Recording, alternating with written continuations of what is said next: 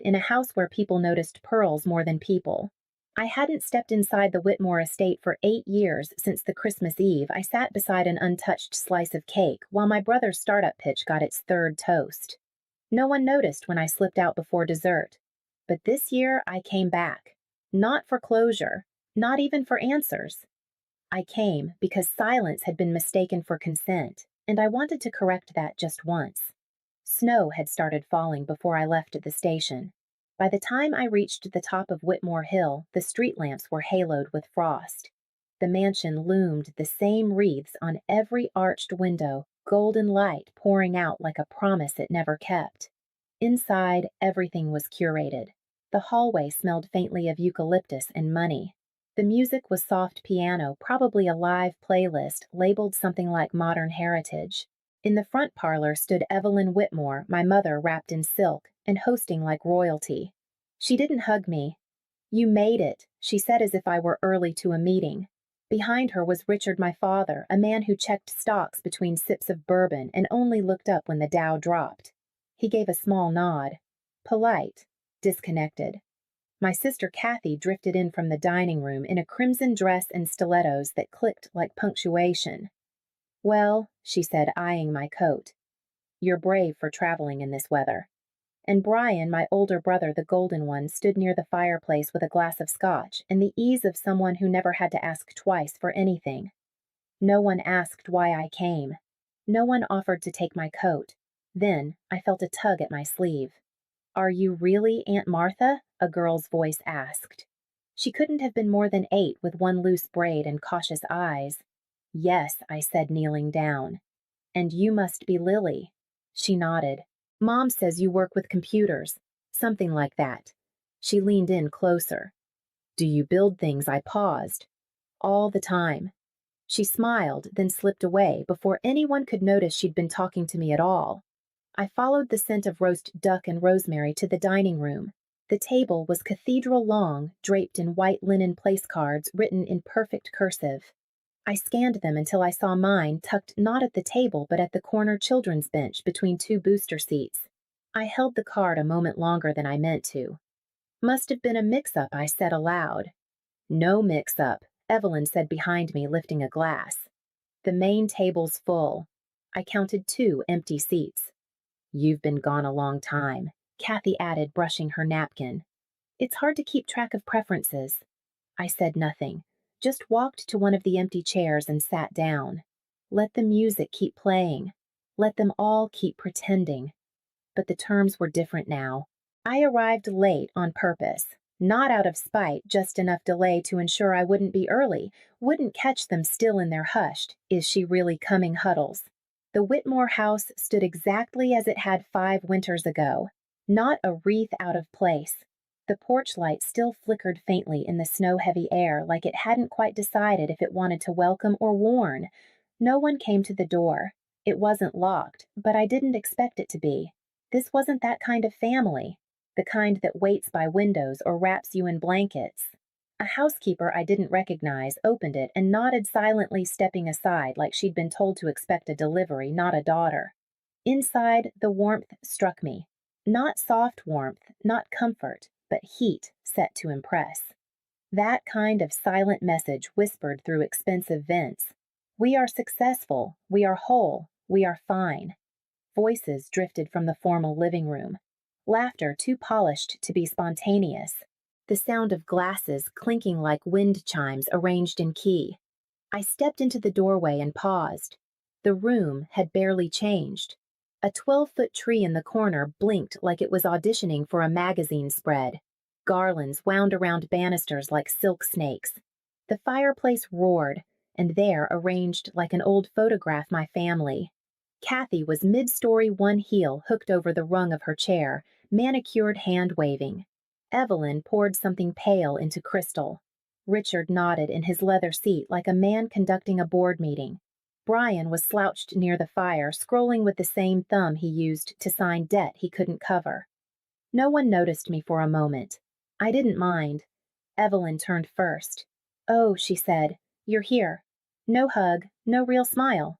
Just a slight widening of the eyes as if she'd remembered something she meant to defrost earlier that morning. "Hello, Mother," I said. I kept my coat on. Kathy rose in that slow, floaty way of hers. "Martha," she said, walking over like she was in a wedding aisle. "You look different. Thank you." That was the goal. I caught Brian's glance, quick transactional. A nod you'd give someone holding the elevator. I returned it, matching his exact tone. Behind Kathy, a low table gleamed with gift boxes arranged by paper color. I counted them without needing to. Red Kathy, silver Lily, blue Brian. No gold. Of course not. "I'll put this over here," I said, placing a small box not wrapped no bow on the sideboard. No one asked what it was for. Richard spoke without looking up. "Long drive," I didn't answer. Not because it wasn't worth answering, but because I was watching Lily. She'd been sitting by the fireplace cross-legged with a half-wrapped present in her lap. When our eyes met, she blinked slowly. Then quietly she said, "I liked the book you sent me, The Girl Who Builds Things." I smiled. "She's my favorite too." She looked down like she wasn't sure if it was okay to say that out loud. "Dinner," Evelyn announced. She didn't say, "Let's eat." She just motioned like a stewardess pointing toward an exit. The dining room was as I remembered, long tables stretching like a runway, candles flickering in pre-approved unison place cards, hand-lettered in Evelyn's all-caps script. I looked down the row. There wasn't one for me. I waited a beat. "Looks like we're short a setting," I said. Evelyn didn't glance up. "We had to finalize seating yesterday. There's a folding chair at the end. You can sit there." There was no child's table, but the last seat unmarked was next to Lily's booster cushion. "I see," I said. I pulled out the folding chair and sat down, not beside it but in it, without asking. I let the scraping of metal on wood fill the room. A few heads turned. Brian didn't. Kathy smiled tightly. "It's good you're here, Martha." "Really?" "Is it?" I asked. And for a moment, no one responded. Dinner moved forward like a train on polished tracks.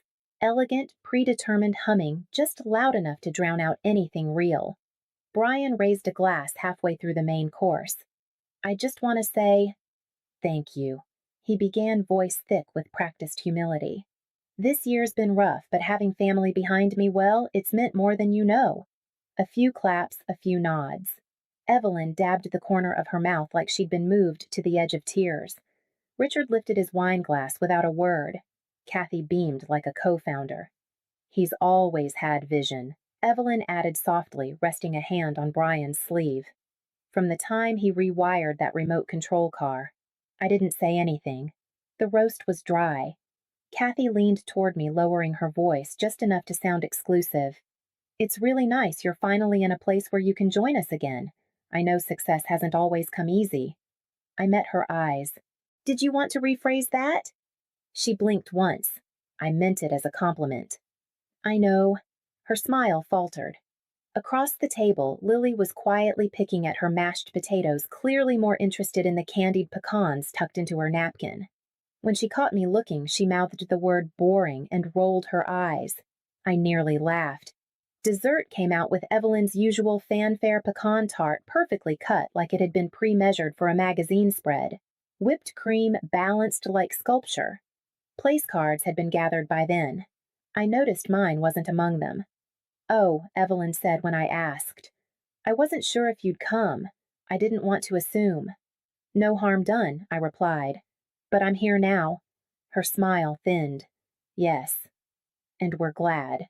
She didn't sound glad. She sounded like someone trying to remember the next line of a speech she hadn't rehearsed. Back in the living room, the gift exchange resumed. The rules hadn't changed. Red was Kathy. Blue, Brian. Silver for the kids. No gold. Brian unwrapped a leather briefcase embossed with his initials. Evelyn kissed his cheek. "We believe in you, sweetheart." I watched them. Quiet. Composed. The kind of stillness that comes not from peace, but from remembering how noise gets used against you. I hadn't brought anything for them. Not for this. Only one gift left unspoken, still sitting on the sideboard in its plain packaging. I looked down at Lily, who had wandered back to the floor. She clutched a ribbon and was twisting it into the shape of a star. She wasn't loud or asked to be seen, but she saw everything. After the gifts had been opened and the photo taking began, the kind with staged laughter and strategically held wine glasses, Richard motioned me toward the study. I followed past the hallway with framed diplomas past the grandfather clock still stuck 4 minutes slow. He closed the door behind us like we were stepping into something sacred. "I'll keep this brief," he said, adjusting his cufflinks. "Brian's been in talks with a few backers, but the timing's off. He's got a window, but it's narrow. A little liquidity could mean the difference between sinking and scaling." He paused like he expected me to be impressed by the phrasing. I waited. Evelyn entered before I could speak, holding a glass of white wine that hadn't lost a drop despite the hallway walk. "He's carried so much these last 2 years, Martha." "Truly. You've seen the way he's pushed through." I looked at her. "Did he tell you I paid for Dad's surgery 5 years ago?" The silence came fast, thick, like a door slammed inside a chapel. Evelyn blinked. "What are you talking about?" "I wired the payment. 42,000 direct to the hospital." "You thought it was Brian. He let you." Richard stiffened his jaw, twitching once. "You never said anything." "I wasn't asked." Kathy's voice came from the hallway. She'd been standing just out of sight. "So now you're here to collect on old favors. That's rich." I stepped past my father and opened the door fully. Kathy didn't flinch. "You were always like this," she said, arms crossed. "Quiet until you could throw something in our faces." I opened my purse, pulled out a slim white envelope, and placed it on the desk. "Here's the transfer confirmation. My name. My initials. My routing number." Evelyn took it with slow fingers like it might burn. Kathy scoffed. "Congratulations. You paid a bill. Want a parade? I don't want anything." "Then why are you here?" I met her eyes. "Because I wanted to see if anyone remembered me before they needed me again." Brian walked in, then halfway through the tension, holding his phone like a shield. "What's going on?" No one answered. Evelyn was still staring at the paperwork like it rewrote her entire holiday table. I didn't know Brian started but stopped. "I mean, I thought Mom already knew." "That's not what you said last time," I replied. "Voice even." His mouth opened, then shut. Kathy jumped in. "Oh, for God's sake." "So what if he didn't tell her he was under pressure?" "We all were." I turned to her. "You're not defending him. You're defending the version of him that justifies how you've all behaved. I've always said you take things too personally. And you never take them personally enough." Richard stepped in. "Enough. All of you." But it wasn't angry. It was the kind of enough that comes when a man realizes he has no script left. I picked up my purse and walked back toward the living room. I could feel their eyes behind me. I didn't speed up. Lily was sitting on the stairs, drawing quietly on the back of a holiday card. She looked up when I passed. "Are you mad?" she asked. I stopped, crouched beside her. "No," I said, "just done." The house had quieted, not with peace, but with calculation. Evelyn disappeared into the kitchen, Richard into the study again. Kathy stood near the fireplace, nursing a second glass of wine, not saying a word. Brian had gone upstairs or outside or nowhere, no one asked. I walked to the sideboard and picked up the small ribbonless box I had brought with me. It felt heavier now. Or maybe I just knew what it meant more than they ever would. Lily sat on the floor legs, folded under her still drawing. Her crayons were down to stubs. When she noticed me standing nearby, she tilted her head. "This is for you," I said, kneeling to meet her at eye level. I handed her the box. She opened it carefully without the frantic rip of most children. Inside a sketchbook with thick cream paper, a set of blueprint pencils, and a folded letter with her name on it. Her eyes widened, not with greed, but with that rare kind of curiosity you don't learn you're born with it. "What's it for?" "For whatever you want to build," I said, "even if no one claps. Especially then." She nodded like she understood something she didn't yet have words for. Behind me, Evelyn's voice came tight but controlled. "What do you want from us, Martha?" I stood slowly, turned. Nothing, I said. "I wanted to see if you'd remember me before asking for something." Evelyn blinked once. Kathy said nothing. I looked back to Lily. She had already started drawing in the corner of the first page. A line, then a second. Then a shape that wasn't there before. Something she chose to make. Not because anyone told her to, but because she could. Back at the hotel, I didn't turn on the lights right away. The glow from the street lamps outside was enough. Snow still fell in soft, steady veils, blurring the rooftops of New Canaan. It looked like a painting, beautiful, but behind glass. My phone buzzed on the desk. One missed call from Evelyn, then another, then a voicemail. "Sweetheart, maybe we've been distant, but I'm proud of you. We're having breakfast here in the morning. Come join us. Your father's waiting." Another text: "I'd love to introduce you at the club. Your story is inspiring." I let the screen dim before opening a new message. "You can show me off if you're also willing to tell the truth. That I was overlooked. That I did this without your help. You don't get to rewrite it now." I hit send. A new notification. Kathy. Just a link. The future of wellness. Andrew Whitmore's vision for East Coast medicine. No message, no context. I replied, "You can be my sister, but not if you're competing with every breath you take." No response. From Brian, nothing. No call. No text. No half apology. His silence said everything he thought he couldn't say out loud. I pulled out the notebook I'd started earlier that week. Terms and Conditions, Martha Whitmore. I flipped to the last page. Read the final line I had written before boarding my flight. "I will never again let silence be mistaken for consent." Then I added one more, "and I will never confuse being needed with being loved." I signed it, dated it, folded the page, tucked it into the hotel desk drawer, and closed it. Let them reach. But this time I'd choose.